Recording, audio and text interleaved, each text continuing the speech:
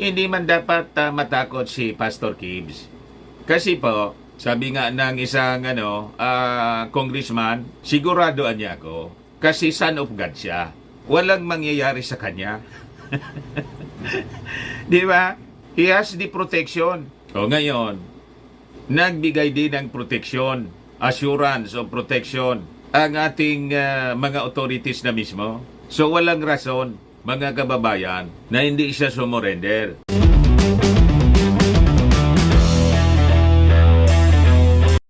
Tiningnan natin mga kababayan yung mga headlines ng balita ngayon sa mga national newspapers pati sa social media po.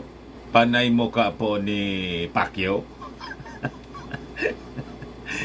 Ang kwento mga kababayan sa telebisyon, sa dyaryo, sa social media, panay si Pacquiao po yung topic. Sikat na po si Pacquiao, pwede nang tumakbong pangulo. Ikaw niya, Mr. Marabila. Di ba ganon? Kung hindi pangulo, senador. Full coverage mga kababayan. At naging word of mouth ng mga mamamayang Pilipino ang pangalan ni Pacquiao, at hindi lang dito sa Pilipinas, sa buong mundo at possibly sa buong universe. Siya yung may-ari ng universe eh. Tira niya, Mr. Maravilla, saang universe kaya nagtatago si Pacquiao ngayon? Nag-warning na po yung ating mga authorities doon sa mga cuddlers ni Pacquiao. O ito, Kibuloy still elusive. PNP warns, protectors. Bakit nandito yung picture ni Maudigs? Di kaya niya, Mr. Maravillas, nandun sa kulambo ni natutulog doon sa kwarto ni Maudigs kasi siya yung inappoint na administrator ng lahat ng properties. Pag doon naman yon sa bahay ni Maudigs po magtatago si Pacquiao. Kasi may mga nabasa tayo na mga reactions ng mga netizens. Kasi yung huntingan po, sinimula na ng PNP sa kanang NBI. Baka niya nandun lang sa bahay ni Maudigs. Malayo man po kasi siyempre madali siyang matrace doon. Pero sabi si Pacquiao po nasa Pilipinas pa. Wala pa man pong records na baka umiska po na kung saang bansa. Di man pwede siya sa Amerika, sisiluin siya ng mga FBI doon. Baka niya, Mr. Maravilla, sumama kay kay Tebes. O baka kung saan nagtatago si Bantag. Nag-alabantag na po. Parehas yung style. Si Bantag sabi, pag na-file na niya, sabi ng mga abogado ni Bantag, i-filean niya ninyo yung kaso, haharapin natin. Ayun, nawala na parang bula. Ngayon, ini-encourage ng ating mga authorities si Pacquiao na sumurrender na lang. Bailable naman pala. Sabi rito, Kibuloy now a fugitive, surrender scene as his cases bailable. Kaya yung mga kasama nga niya po, nagpiyansa 80,000. Bailable naman pala. So anong problema? Bakit hindi pa sumuko si Pacquiao? Yan tuloy, yung ibang mga netizens, sabi nila mga kababayan, dapat niya hantingin na yan at palabasin na ng laban. Huwag na tayo pong tutulad doon sa previous administration na nang mag-wage ng war on drugs. Ayun po, maraming kwento na nanlaban. Huwag ganon. Kailangang pairali natin yung batas sa tama po. Just imagine yung ating mga kapulisan ngayon, Sila pa yung nag-appeal to Kibuloy to face the charges and calmly surrender. Dapat na niya mahinahon lang na sumuko si Pacquiao. Huwag ka po Pacquiao, na makikinig dyan sa kaibigan mo na si Maudigs na nang lumabas yung mga balita na aaristuhin ng ICC, nagbanta. na sige niya. Hindi ninyo ako mauli ng buhay. Huwag ganun pa. Masama ang ganon na mga advice. You have to surrender to the authorities. Because as you believe, wala kang kasalanan. The only way para mapatunayan na wala kang kasalanan is to face the charges filed against you. And sabi po ninyo, through your lawyers, i-file yung kaso niya. Ayaw ninyo sa Senado, ayaw ninyo sa Kongreso umarap. Gusto ninyo sa Husgado. O ito na po yung wish ninyo. Finailan kayo ng kaso sa Husgado, nilabas yung warrant of arrest, available naman pala yung kaso po ninyo, then you have to submit to authorities. Di mag-bail po kayo. Marami naman kayong pera. Sobra-sobra na yung kwarta ninyo. Galing sa tights. Galing sa limos ng mga members. Kasi saan man yan galing na hindi ka man dati mayaman? Di ba? So sabi po ng PNP dito, Kibuloy not considered armed, dangerous, but manhunt continues. O bakit niya Mr. Maravillas ganyan yung pagmumuka ni Gibbs? Parang may nararamdaman na kakaiba. Iwan ko man dito sa mga taga-mainstream media, ang mga pictures pong pinapalabas, kakaiba. Di ba? But before ko mga kababayan ibigay sa inyo yung full story ng mga balitang yan at iba pang mga kaganapan dito sa ating bansa, especially the activity ng ating Pangulong Bongbong Marcos, para may pakinabangan naman po tayo sa mga kwento, di ba? Ito wala tayong masyadong pakinabang dito, kundi siyempre controversy. Kailangang malaman ng ating mga kababayan, lalo titong si Pastor Gibbs, ay maraming naagrabyado at pati yung ating Pangulong Bongbong, dinadrag niya sa problema niya. Di ba? Dinadawit niya sa problema niya. Siya yung may gawa ng problema. Siya yung nagpasarap sa buhay. Tapos idadama yung ating Pangulong Bongbong Marcos. Nasaan ang ustisya? Yun ang rason kung bakit pinag-uusapan natin ito. Click subscribe muna po dito sa ating YouTube channel and hit the notification bell para lagi po kayong updated sa mga kaganapan dito sa ating bansa at sa buong mundo. Like and share na rin po ninyo ng ating video at wag na rin po ninyo na skip yung ating mga commercial ads para tuloy-tuloy lang ang pag-unlad ng bagong Pilipinas. Sa mga naghahanap ng malinis and spacious fitness gym, pumunta lang po kayo sa aming Colossal Fitness Gym. We also offer Grab Car Rental with our brand new 2023 model ng Toyota Innova. We also accept booking for those who are planning to travel via PAL, Cebu Pacific, and other airline companies. And bills payment for Meralco Bills, Aleco Bills, PLDT, etc. Ang Colossal Fitness Gym is located at 3rd floor, Security Bank Building, Landco Business Park, Legazpi City, Albay. For inquiries, look for Jilon Maravillas, contact number 0966-802-0949. Ito po yung aming Innova. Lagi na pong matao sa amin. Na-set up na rin yung aming mga bagong gym equipments. May treadmill na rin po kami. Ito naman po yung bago naming product na binibenta online. Eye Glow Serum, whitening po siya. Tingnan ninyo yung epekto sa aking anak na architect before and now. Yung mga inquiries po ninyo, dumiretso na lang kayo sa kanyang Facebook account, Riz Maravillas. Ito naman po yung Firmax Firming and Lifting Cream. Pinapahid po ito sa mga pulses and affected area. Mainam po siya sa mga pains at paninigas na mga kaso-kasuan. Ito po, Automax Radiant Serum. Sa mukha naman yung application. Anti-aging po siya. You will look 10 years younger than your age. Sa mga cancer patients po, try niyo po ito. Ningxia Red Mix Fruit Drink. Hindi man po siya gamot, food supplement siya. Kaya lang, gawa siya mga kababayan sa goji berry. Yung goji berry, may anti-cancer properties. Yung mga inquiries po ninyo, dumiretso na lang kayo sa aming messenger sa Facebook para masagot namin agad. Ayos? Ayos na ayos anya Mr. Maravillas. So, balik tayo mga kababayan sa ating kwento. Bangkitan niya Mr. Maravillas, ganun na lang ang kinasadlakan ni Pacquiao.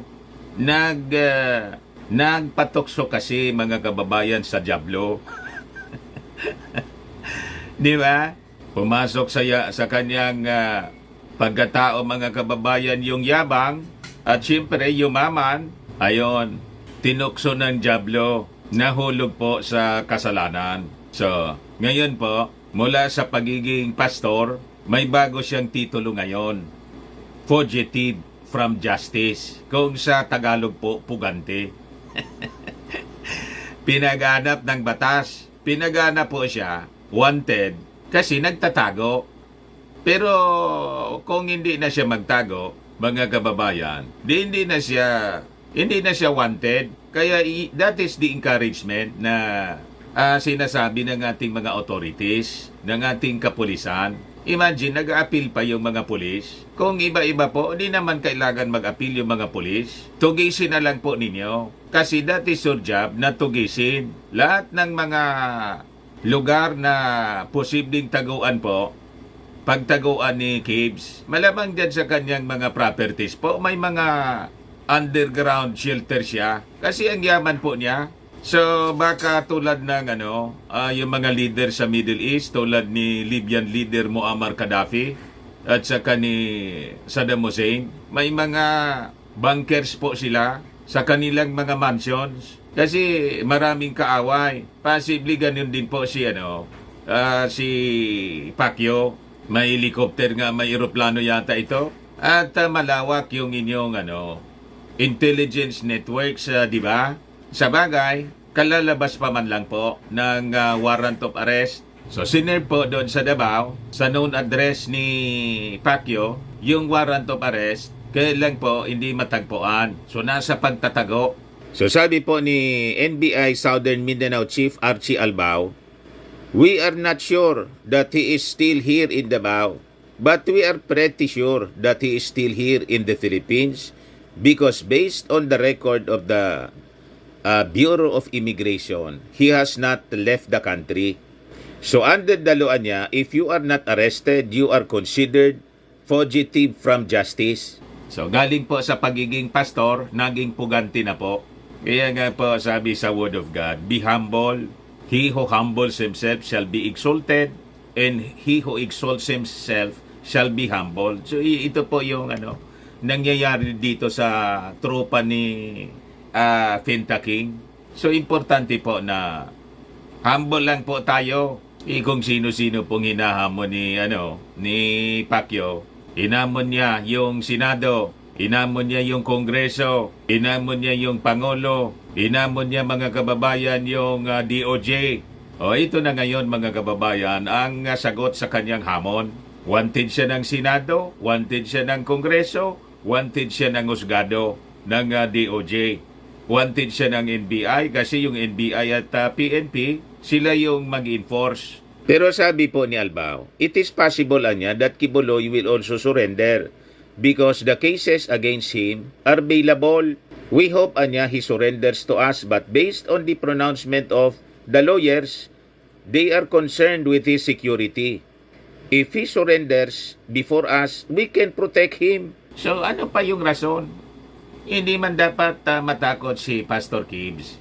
Kasi po, sabi nga ng isang congressman, siguradoan niya ako kasi son of God siya. Walang mangyayari sa kanya. Di ba? He has the protection. O ngayon, nagbigay din ng protection, assurance of protection ang ating mga authorities na mismo. So walang rason, mga kababayan, na hindi siya sumurrender. Meanwhile, yung kanyang abogado po, si Topacio. Kibuloy's lawyer, Ferdinand Topacio. Sorry. Sorry, attorney. Pero ayos na ayos, attorney, ang trabaho po ninyo kasi abogado kayo ni Tebes. Yung mga multi-millionaire na mga clients. Abogado din kayo ni Pacquiao. O, di wow. Di ba? Kwan mo. Pahabain mo yung... pahabain mong pahabain. Paikutin mong paikutin yung, yung kaso. Mas matagal, mas ayos. Di ba? Bagay niya, Mr. Maravillas. Ganun naman talaga. Magiging, sabi nga ng DOJ, it will be, a tedious, process. Yes, mayaman yung kliyente. Siyempre, matindi niyan ang laban sa husgado. So sabi po ni Atty. Topacio, they would exhaust all judicial remedies as he lamented that some powerful individuals were hell-bent on persecuting his client. Wala ba pong ganun? Walang ganun po. Ang mga authorities natin just acting on complaints. Halimbawa doon sa Senado, bakit pinapatawag siya ng Senado? Kasi yung Senado po, hininga ng tulong ng mga complainants. Yung mga complainants na biktima allegedly ng sexual abuse, ng rape and sexual abuse. Parang yung doon din sa parehas ng kasong final doon sa Amerika. Kung sana yung kaso na final sa Amerika, hinarap na niya yan doon. Di ba? Mataas yung tiwala natin sa sa husgado ng Amerika. Tayo nga dito, tingin natin sa husgado natin, mahina. Laging may comparison. Pag sa Amerika, may hustisya. Dito walang hustisya. Sana doon, hinarap na niya yon.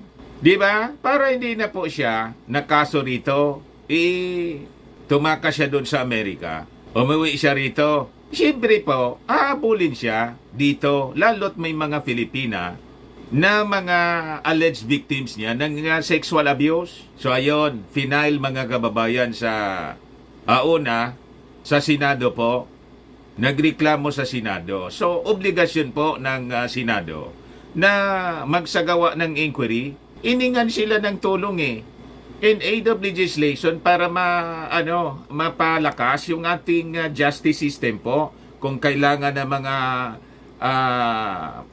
amendments sa mga existing laws natin, yun ang ginawa po ni Risa Hontiveros. Kaya kahit ayaw ko kay Risa Hontiveros, medyo nagustuhan natin. Kasi siya lang ang talagang sumaklolo. Other senators, ang daming mga babaeng senador, including si Amy Marcos. Imbes mga kababayan, tumulong sa pag-imbestiga, mabigyan ng hustisya yung mga complainants. Ang sigaw nila, hustisya kay Pacquiao. Paano hustisya kay Pacquiao? Si Pacquiao po, kayang-kaya niyang makuha ang hustisya. With his status po sa buhay, multi-billionaire po. Hindi nga lang millionaire, multi-billionaire yan si Pacquiao. O di ba may kasabihan tayo? Yung sabi ni Magsaysay, that those who have less in life, anya, must have more in law. Nakalimutan ng ating ng mga senador. Kaya po sa 2025 po, pili na tayo ng mga bagong senador po. At itong mga senador na imbes sumaklolo sa biktima, sinakluluhan po yung ng biktima, the alleged abuser. Saan ka nakakita ng ganong uri ng mga tao na turingang mga senador natin? Kasi po, tinulungan sila during the elections. Kaya takot sila po, baka niya ikampanya tayo, hindi iboto ng mga followers ni Pacquiao. So pang sarili pong kapakanan ang iniisip ng ating mga senador. Napakarami nila. Yun ang nakakalungkot mga kababayan sa kasong ito. So buti na lang, may natirang isa na senador, and it's Risa Hontiveros. Kaya nga po malayo na isabit natin dito, yun ang sinasabi nila, yung abogado, that some powerful individuals daw, hell-bent to prosecute Pacquiao. Ito naman si Topacio. Sinong powerful individuals na sinasabi po ninyo na kung iisipin po, ang aktibo lang naman pong humahabol kung sa Senado po, majority ang pabor kay Pacquiao. Mas maraming powerful individuals ang pabor kay Pacquiao kaysa nagpe-persecute sa kanya. Sa Senado, nag-iisa lang si Risa. Di ba? Gusto ninyo kasing isangkot yung ating Pangulong Bongbong Marcos. Yan ang script ng kliyente po ninyo. Di ba yung statement ni Pacquiao doon sa kanyang video? Sabihin ba naman na gusto siyang ipatumba po? Ano man ang motibo ng ating Pangulong Bongbong Marcos para iputumba kayo? May magigain ba siya na may political gain ba siya na makukuha kung ipatumba kayo? Di ba wala? At walang ugaling gano'n ng mga Marcoses. Yun nga sa kaso ni Ninoy, itinuro yung kanyang tatay. Pagkatapos lumabas, hindi man pala. At yung si BBM, challenge pa si Chris Aquino in one interview. Ba't yan hindi ninyo buksan yung kaso? Ayaw, kasi baka yung tatay niyang hero, tuluyan ng maging Herodes po pala. Di ba? So, walang ganun po, Attorney Topacio. Imagination lang po ninyo. Pinopoliticize ninyo ito. Sa totoo lang, ang nagpo-politicize po ng kaso, kayo, yung kliyente po ninyo, si Pacquiao, ipastor siya, dapat nga, hindi politika yung inaatupag niya. Ayan tuloy. Sabi dito sa amin, day nga ni magparairo, nga ni day maramog kiudo. Pastor siya. Tapos ang bukang bibig niya, politika. Ano yon? Di ba? Ayan. Kung ano-ano yung kinasangkutan. Kasi hindi man po, yung kaligtasan ng kaluluwa ang naging sentro ng kanyang activity, kundi yung tawag ng laman. O di ba? Ganun ang nangyari. May mga complainants po. Hindi man po pwede na yung mga complainants i-ignore ng ating mga authorities. Yun ang gustong mangyari ninyo. Hindi maaari ang ganon. Dahil ba son of God siya? Siya man lang yung nagsabing appointed son of God siya. Pagkatapos yan daw po, sacrifice yun.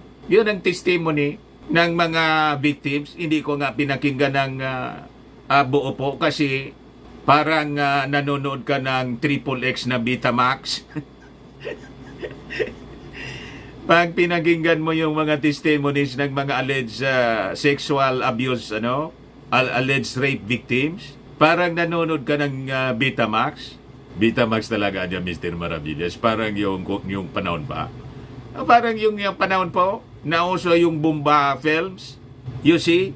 Doon kasi sa tawag ng laman, nasa Bible yan eh. Basa siya ng Bible. Pagkatapos, iba man pala yung mga ginagawa. Ito ang sabi sa Galatians chapter 5 verse 19 to 21.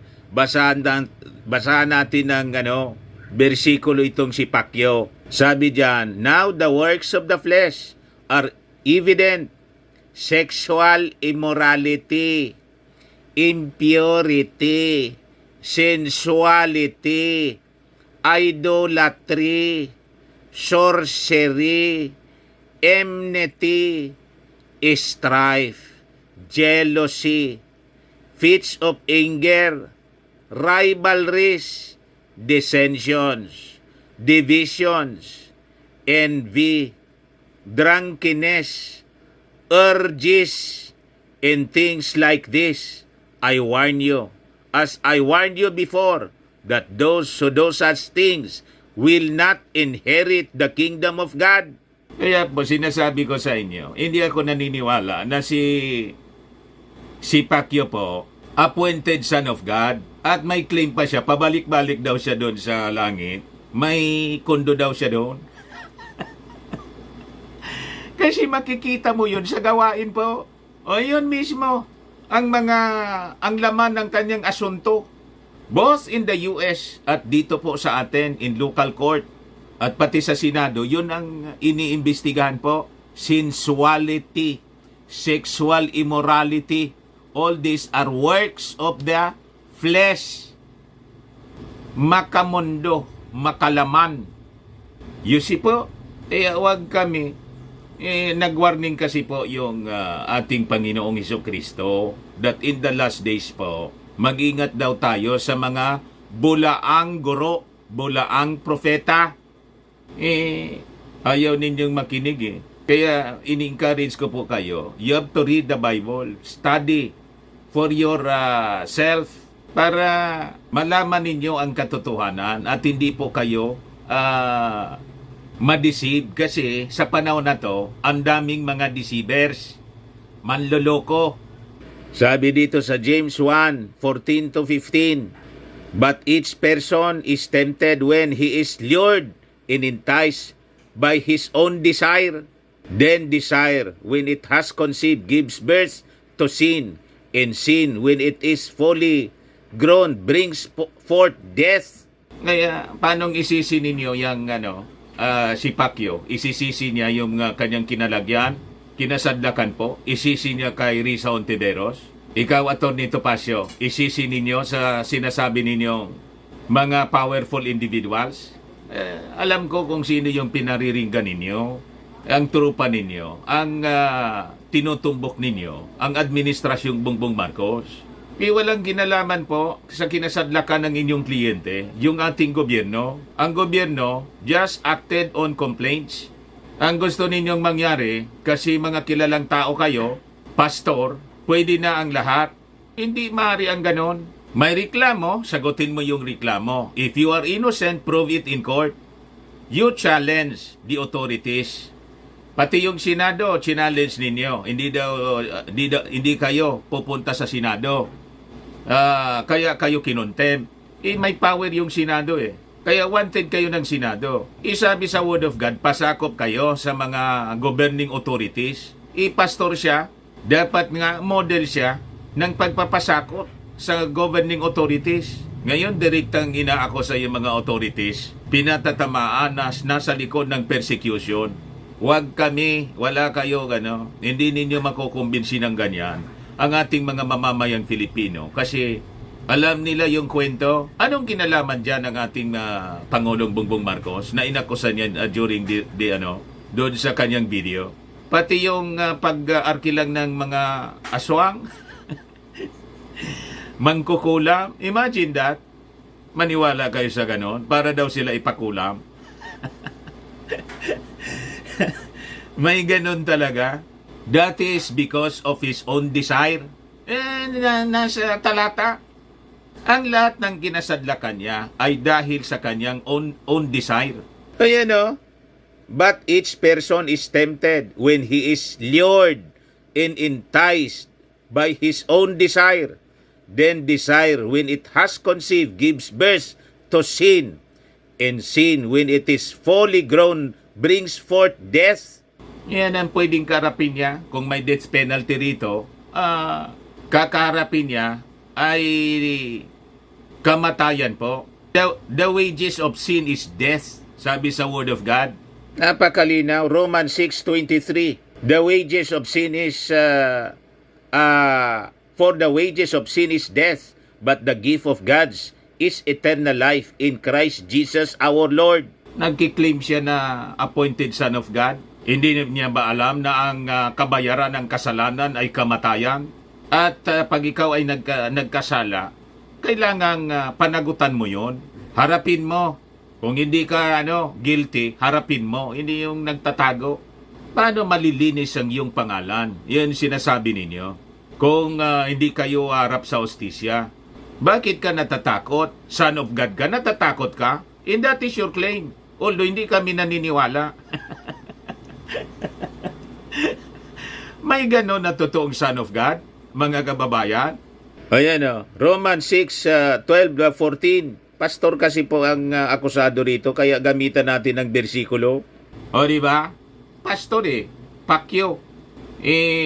Ang hilig niya magbasa ng Bible, pagkatapos hindi man niya in-apply yung sinasabi sa Bible, baluktot yung mga ginagawa niya. Di ba?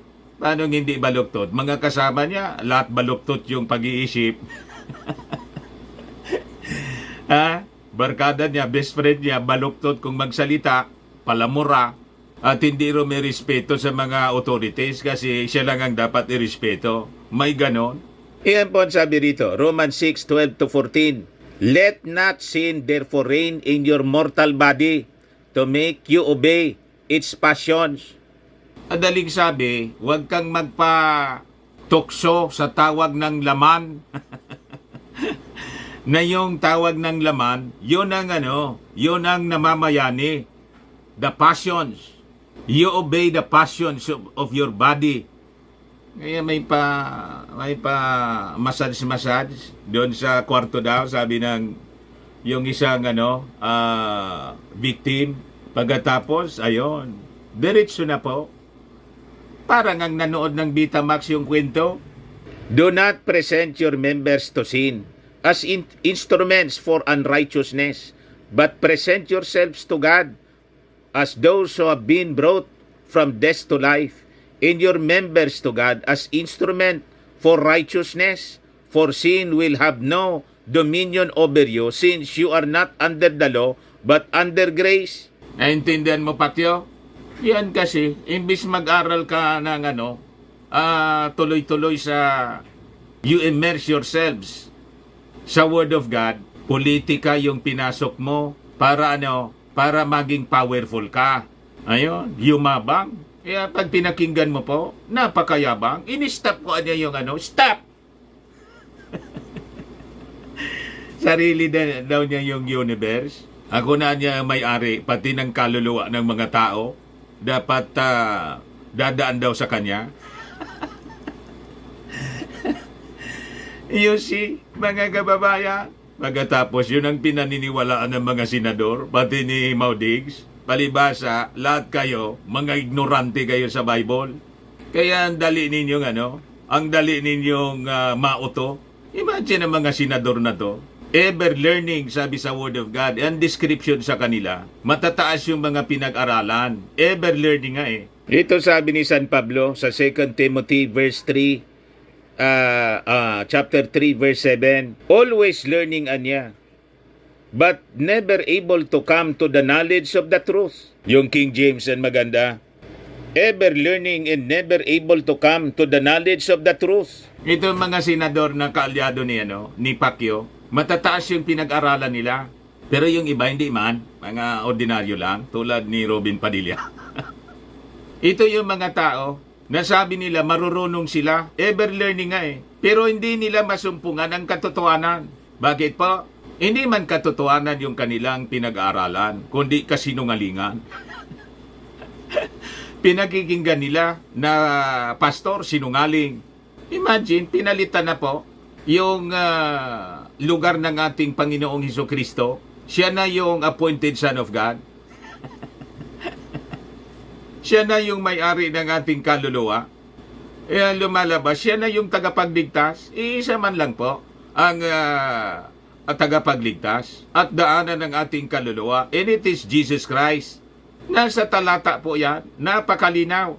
That's written, mga kababayan, sa John 14:6. Si Jesucristo mismo ang nagsabi. Sabi dyan, Jesus answered, I am the way, in the truth, in the life. No one comes to the Father except through me. Pagkatapos, nag-claim si Kibuloy na kailangan yung signature niya. Dadaan sa kanya. Pinalitan na yung ating Panginoong Jesucristo. Sabi ng ating Panginoong Jesucristo, siya lang ang daan, ang katotohanan at ang buhay. Walang makakapunta doon sa Ama, sa langit, except anya, through me, sa akin, hindi kay Pacquiao. Naintindihan ninyo, mga followers ni Pacquiao? Pinalitan na niya yung posisyon, yung kalagayan, yung tagapagligtas. Siya na yung tagapagligtas. Paniwala man yung mga ignoranting senador. Hindi man nagbabasa ng Bible, kaya madali kayong maloko. Kasi yung intention ninyo, politika man lang para manalo kayo na pag ibinoto kayo ng mga members ni Pacquiao. Yan ang katotohanan dyan. Pang sarili ninyo. Kaya imbes na sakluluan ninyo yung mga biktima, the alleged victims, ang panawagan ninyo, hustisya kay Pacquiao. What? Anong klaseng mga tao kayo? Kaya po yung warning ng ating Panginoon, napakalinaw. Beware of false prophets. Ito, Matthew chapter 7 verse 15 to 20. In the Sermon on the Mount, Jesus warns his followers of false prophets. Beware of false prophets who come to you in sheep's clothing, but inwardly are ravenous wolves. You will know them by their fruits. Makikilala ninyo yung mga bulaang propeta, bulaang guro, fake na mga nagtuturo po sa paanong pamamaraan po. Tingnan ninyo yung kanyang bunga. You will know them by their fruits. O tingnan ninyo yung mga associates po ni Pacquiao. O di ba mga palamura? Yung mga naniniwala kay Pacquiao po, ang sasama ng mga ugali, palamura. Saan ka nakakita, mga kababayan, na prayer meeting po, ang makikita po ninyo, sayawan. Insultuhan dito, insultuhan doon. Murahan dito, murahan doon. You see? May gano'n na prayer, rally. So makikilala na anya ninyo, sabi mismo ng ating Panginoong si Kristo, ang mga bulaang propeta, doon sa kanilang mga gawa, sa bunga ng kanilang mga gawa. Kaya nagkuhan pa kayo, nagtaka pa kayo kung bakit yung mga supporters niya, o tingnan ninyo yung mga defenders nila, na mga vloggers na DDS, o di ba ang sasama ng mga ugali, ang sasama ng mga nilalabas sa kanilang mga bibig, basura, mga sinungaling. Tama pa? Birds of the same feather po. Flock together, pari-parehas po sila. Mga sinungaling, mga mayayabang. Tingnan ninyo kung magyabang sa mga pananalita. Ayaw pasakop sa ating mga authorities. Sila lang yung magagaling. So mag-ingat daw po tayo sa mga bulaang propeta, mga peke. Ang daming peke ngayon po. Yung dokumentong pinalaganap ng mga kaalyado ni Pacquiao na narcolist, peke. Fake news and fake news peddlers ang dami ngayon, pati mga fake teachers, mga bulaang guro. O dito pa yung isa. Ano yan, Mr. Maravillas? Yung peking pari. Ayan, alleged fake priest leads Holy Mass at a University Sports Fest opening. Ayan, On April 1, a now deleted Facebook post from the FAU Makati Student Council showed photos of a liturgical mass held an opening invocation for FAU Sport Fest 2004. The photos provided in the post suggested the solemnity of the event and that the importance of the Holy Sacrament were emphasized during the invocation. However, the innocent post received backlash when people pointed out that the person who presided the Mass was not actually an ordained Roman Catholic priest. Ayan po. Sabi ko sa inyo. Lagana po yung mga fake people. Kasama doon ang mga false prophets, peke. Dito po ang daming fake preachers, mga peking pastor. Para po makita ninyo, discern ninyo po. Importante nagbabasa tayo at paturo kayo sa mga totoong teachers of the Word of God. Hindi kung sino-sino po, mga kababayan. Lalo yung mga ang purpose lang po, magpayaman. Pag yung mga pastor po, ang yaman-yaman na, magduda na kayo kasi hindi man yan dapat ang purpose ng pastor. Ang magpayaman. Ang dapat na purpose ng pastor po, kaligtasan po ng kaluluwa ng mga tao. Ito dapat ang ginagawa ng isang pastor po. Matthew 6, 19 to 21, sabi diyan, do not lay up for yourselves treasures on earth, where moth and rust destroy, and where thieves break in and steal, but lay up for yourselves treasures in heaven, where neither moth nor rust destroys, and where thieves do not break in and steal.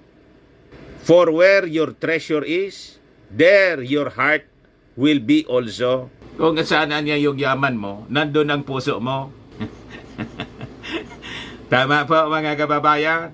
Kaya tingnan ninyo po yung mga pastor ninyo kung nagpayaman. Kung nagpayaman yung pastor ninyo, malamang fake.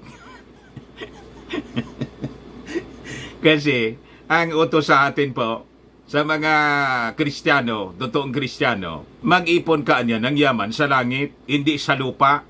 Tama po? Kasi sa lupa, pwede lang mawala, nakawin. Pero anya, Mr. Maravillas, bakit sige payaman mo? Hindi man po, yung tama lang naman, ang, di ba?